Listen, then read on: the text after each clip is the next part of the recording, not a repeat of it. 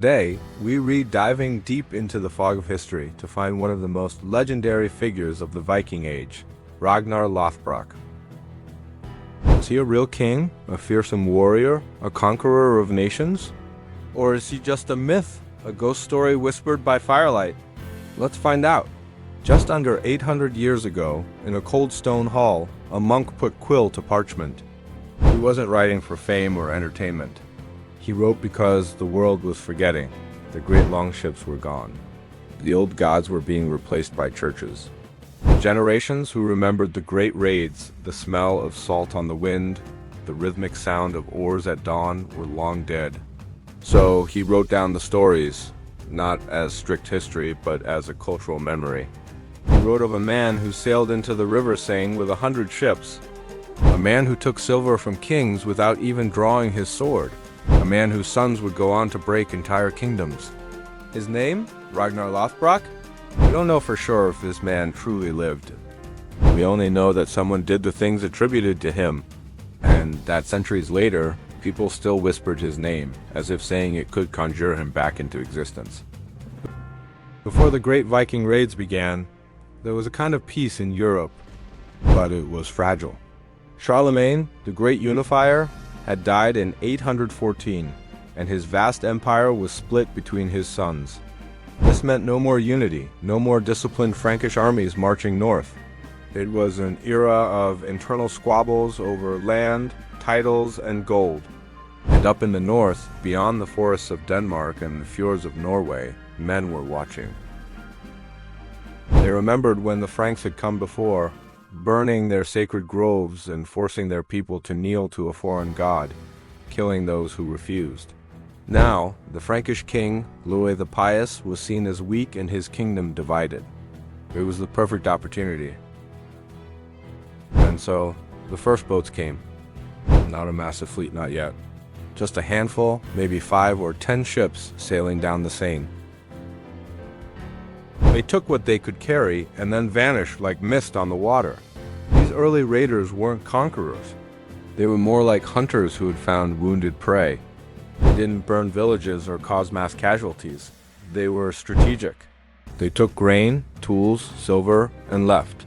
At this point, no one bothered to record their names. They weren't feared, not yet. But the land remembered. The river remembered. And the silence before the coming storm grew louder. So, who was the real Ragnar?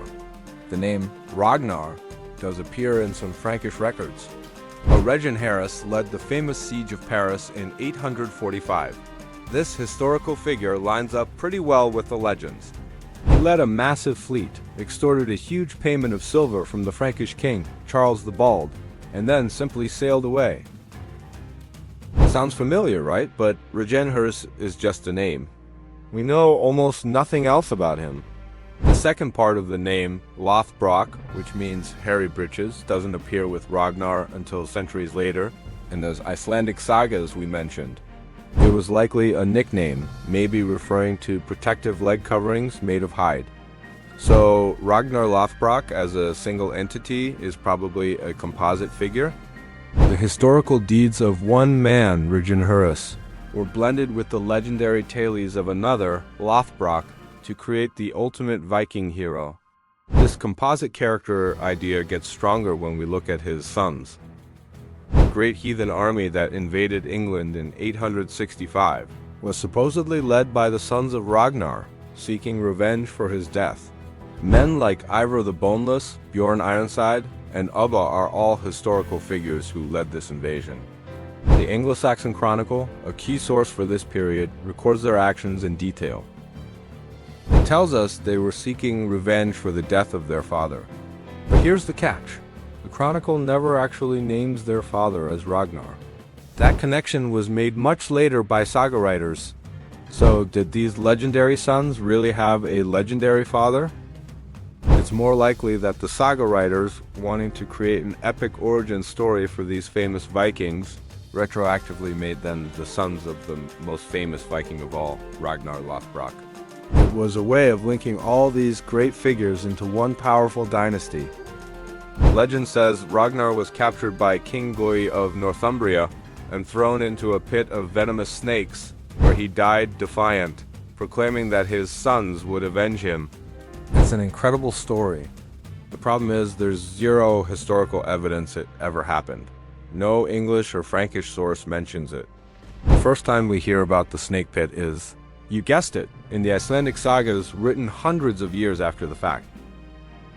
It's a fantastic piece of storytelling, perfect for a heroic warrior's end, but it's almost certainly fiction.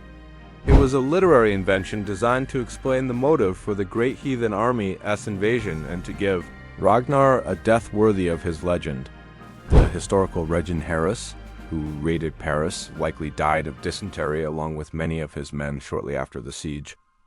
So, if so much of the story is myth, why does Ragnar Lothbrok matter? Because he represents something powerful.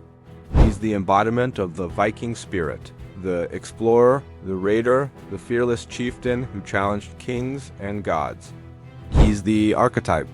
While the man himself may be a shadow, the asterisk idea asterisk of Ragnar is what fueled countless stories and inspired generations. The sagas weren't meant to be textbooks. They were cultural cornerstones meant to preserve the memory of a bygone age of heroes. They took the real-life raid on Paris, the historical invasion of England by powerful Viking leaders, and the dramatic flair of Nordic storytelling, and wove them all together into the tapestry of one man's life.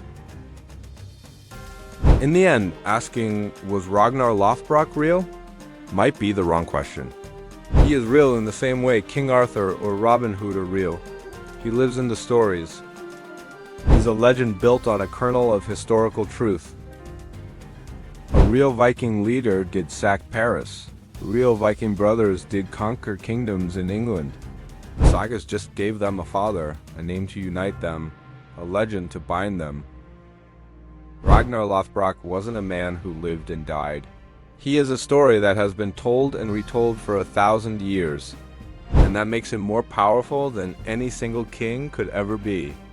He is the ghost of the Viking Age, a legend forged in the silence between history and memory. Thanks so much for watching. What do you think? Is Ragnar a real historical figure, a complete myth, or something in between? Let me know your thoughts in the comments below. Don't forget to like this video and subscribe for more deep dives into history and myth. See you next time.